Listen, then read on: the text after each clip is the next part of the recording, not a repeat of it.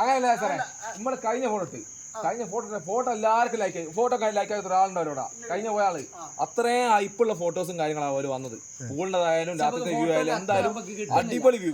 പക്ഷെ ഇതില് റോഡ് സൈഡാണ്, മെയിൻ റോഡ് സൈഡാണ് നമ്മളെ പ്രോപ്പർട്ടി കിടക്കുന്നത്. നമുക്ക് പ്രൈവസി ഉണ്ടായിരുന്നു എന്നാലും കൂടി മോശം പറയല്ല, പക്ഷെ നമുക്ക് ആ എൻജോയ്മെന്റ് വളരെ കുറവാണ്. ഇതെങ്ങനെയാ വെച്ചാൽ ഫോട്ടോസ് വളരെ നമ്മൾ ഫോട്ടോ കാണുന്നതായിരിക്കും. ഞാൻ സത്യം സാറ് ഗ്രൂപ്പിലേക്ക് ഫോട്ടോ ഇട്ട സമയത്ത് ഞാൻ ഒന്നും പറഞ്ഞില്ല.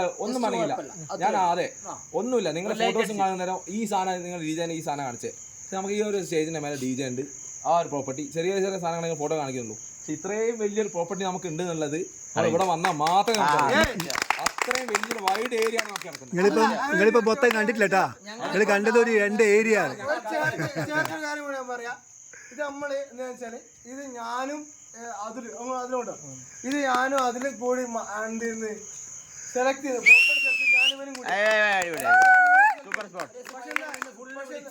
വിളിച്ചതല്ലേ.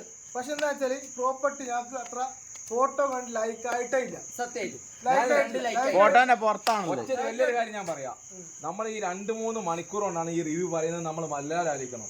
നമ്മള് പകൽ രാത്രി വിശ്വസിച്ച് കണ്ടിട്ട് നമ്മൾ ഇത്രയും നമ്മളെ ഇനിയും കാണാനുണ്ട്. നമുക്ക് അത്രയും ലൈക്ക് ആയിട്ടുണ്ട്.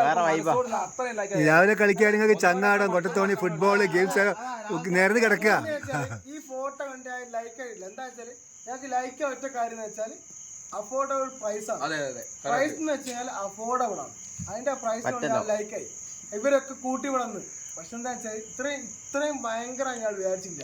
പക്ഷെ എന്താ വെച്ചാല് ഇവിടെ വന്നപ്പോ ലൈക്ക് വേറെ കാര്യം എന്ന് വെച്ചാല് എക്സ്പെക്ടേഷനെക്കാട്ടും വലുതാണ്. അതാണ്